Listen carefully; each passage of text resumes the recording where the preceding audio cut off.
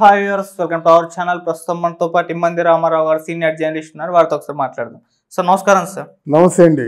Sir Venu Swamy గారు మరి గత కొన్ని రోజుల నుంచి కూడా సోషల్ మీడియాలో తీవ్ర స్థాయిలో విమర్శలు ఎదుర్కొంటున్నారు. ఎందుకో కూడా మనకు ఐడియా ఉంది సార్. నాగ చైతన్య గారు అండ్ శోభిత గారు వీళ్ళ జాతకం చెప్పడంతో ఇప్పుడు అది ఆ వీడియో అసలు ఎందుకు వాళ్ళ జాతకం చెప్పాను అన్నదానికి ఇంకో వీడియో ఆయన రిలీజ్ చేస్తారు సార్. ఇప్పుడు ఇది కూడా విపరీతంగా సోషల్ మీడియాలో ప్రచారం అయితే జరుగుతుంది.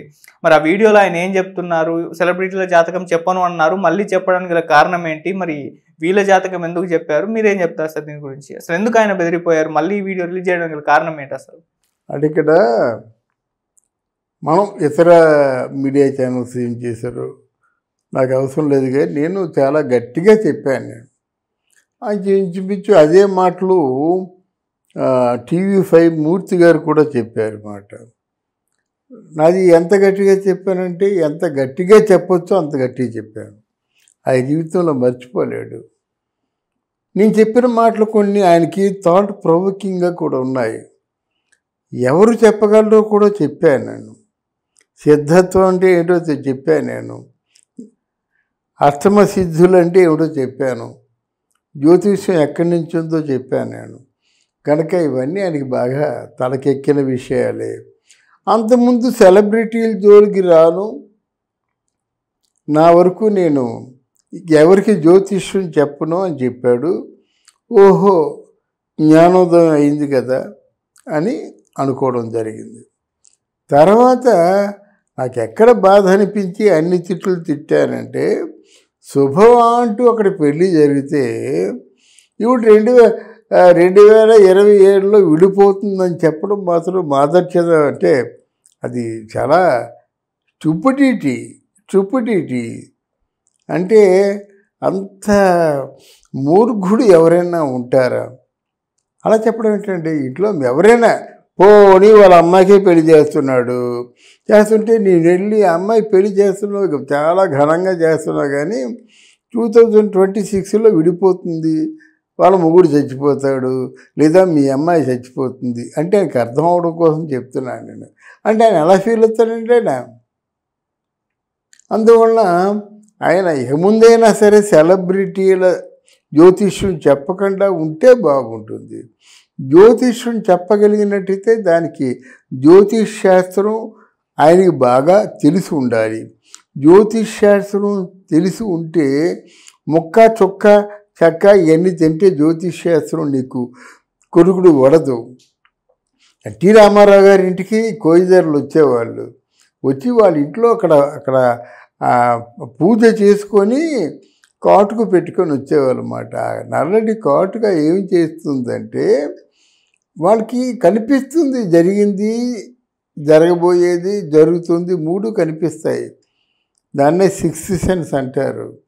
తర్వాత ఏంటంటే, వాళ్ళు అమ్మవారికి బాగా ప్రధానంగా గంగమ్మ తల్లికి మత్స్యకారులు ఎలాగైతే ఎంత సుదీర్ఘమైన ఎంత విశ్వసనీయత ఉంటుందో, అడవి తల్లికి అంత విశ్వసనీయతతో ఉంటారు. అమ్మ నిన్ను పూజించుకుంటున్నాను, నిన్నే నమ్ముకుంటున్నాను, నా వాక్కు పలికించు.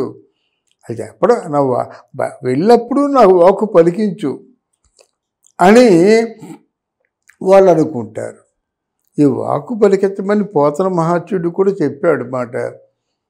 తల్లి నిన్ను దలంచి పుస్తకం చేత మూనితి, నీవు నా యందు ఉండి నిత్యము శోభిల్లు, నాదు వాక్కు సంప్రీతిన్ జగన్మోహిని, పుల్లాబ్జాక్షి సరస్వతి భగవతి పూర్ణేందు బింబానన అని అది పోతన మహాత్ముడు చెప్పాడు. అది సరస్వతి అందరూ చిన్నప్పుడు చదువుకుంది. నాదు వాక్కు సంప్రీతిన్, అదే దాన్నే మధు విద్య అని భగవద్గీతలో కృష్ణుడు కూడా చెప్పాడు. కృష్ణుడు ఫాలో అవుతున్నది మధు విద్య, అంటే ప్రియవచనాలు.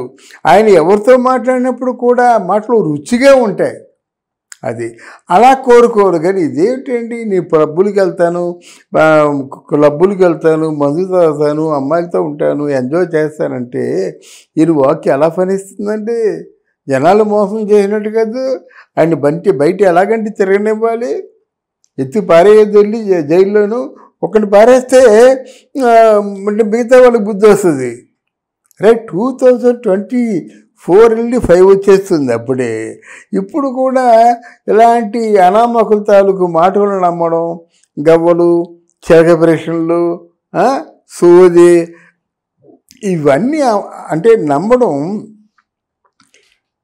నేటి యూత్, నేటి సమాజంలో ఎంత అంటే ప్రాణభయం చోటు చేసుకుందో, ఎంత అభద్రతా భావం చోటు చేసుకుందో మనం అర్థం చేసుకోవాలి. వాటిని నమ్మడం నాన్ సెన్స్, అంతా నీ చేతుల్లో ఉంది.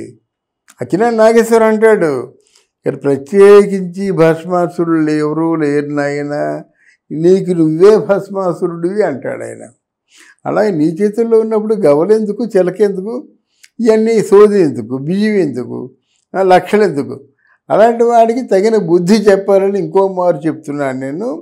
అలాంటి వాడు జ్యోతిషాలు చెప్పకూడదు. ఒకవేళ డబ్బులు లేకపోతే ఎవరిని అడిగితే ఇస్తారు, అయ్యా నాకు తిండికి జరగటం లేదు అంటే ఇస్తారు. ఒకవేళ నక్షత్రాలను బట్టి జ్యోతిషం అంటే కట్టడం తెలిసినట్టయితే నక్షత్రాలు బట్టి, అంటే నక్షత్రాలు ఎవరికి టైము బట్టి జ్యోతిష్యాలు కరెక్ట్గా ఉండవు. నక్షత్రం, ఘడియలు, విఘడియలు కూడా ఉంటాయన్నమాట. కొంతమంది దేదీప్యమానంగా చేస్తారు, అలాంటి వాళ్ళు పర్వాలేదు. కానీ వీళ్ళు అందువల్ల ఆయన చెప్పిన మాటకి కట్టుబడి ఉంటే మంచిదే, లేకపోతే మనమే పూర్తిగా ఉతికి ఆరేస్తాం ఆయనకి. అంటే అప్పుడు అనౌన్స్ చేస్తారు ఎటువంటి సెలబ్రిటీలు పొలిటికల్గా చెప్పను అని చెప్పేసి, మరి ఇదెందుకు చెప్పాల్సి వచ్చింది? ఇక మీదట మరి అంటున్నాడు కదా, అంతకుముందు సమంత నాగ చైతన్య గురించి చెప్పినట్టే జరిగింది అని చెప్పింది, జరిగింది ఒకటే తలపోస్తున్నాడు. కానీ మరి నీకు బాహుబలి తర్వాత మన ప్రభాస్ పూర్తిగా కష్టాల పాలైపోతాడు, ఆర్థికంగా నష్టపోతాడు, ఆరోగ్యం నష్టపోతుందని చెప్పావు కదా నువ్వు. మరి కలికి ఎందుకు వచ్చింది, సాహో ఎందుకు వచ్చింది, సలార్ ఎందుకు వచ్చిందండి? నీ మాటలు నిజమని నీకేం అనిపిస్తున్నాయా? నువ్వు చెప్పిన జాతకాల్లో ఎవరికి జరిగింది? ఆ సమంత చైతు జరిగింది. నువ్వు జరిగిందంటే దానికి ఎన్ని లక్షల మంది, ఎన్ని కోట్ల మంది వ్యతిరేకంగా ఉన్నారో తెలుసా? ఈరోజు శోభితిని పెళ్లి చేసుకున్నప్పుడు కూడా సమంత తాలూకు భక్తులు జీర్ణించుకోలేకపోతున్నారు. నువ్వు చెప్పింది జరిగిందంటే అదొకటి జరిగింది, మిగతా అన్ని ఫెయిల్యూరే కదా. మరి ఎంత వీధిని ఆటగాడితే మాత్రం అది నిజమైన ప్రేమ ఏమో అని ఇప్పటికి కూడా భ్రమింపజేస్తుంది. ఇలా జరిగినందుకు వీధిలోకి వచ్చేసి ఆడపిల్లలు సురిపెట్టినాడు ఏం బాగుపడతాడు, ఆ శోభిత ఏం బాగుపడుతుంది, ఆ శోభితకి ఎంతమందితో సంబంధాలు ఉన్నాయి, ఇలాంటి పిచ్చి పిచ్చి కూతలు ఏమీ సమంత మాట్లాడటం లేదు కదా. దిస్ ఈజ్ ఒక ఎక్స్పీరియన్స్ అంతే అనుకుంటుందన్నమాట. అది ఇప్పుడు కూడా సమంత ఒక మెట్టు ఎక్కువగా ఉంది. ఇంతకుముందు సమంతలు అనేవాళ్ళు, కానీ ఇప్పుడు అందరూ చైతన్యనే ట్రోల్ చేస్తున్నారు. తప్పదు, భరించాలి. ప్రజాభిష్టాన్ని మించింది ఏం లేదు కదండి.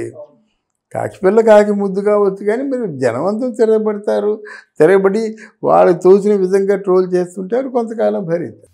Okay sir, thank you so much. Thank you అమ్మ.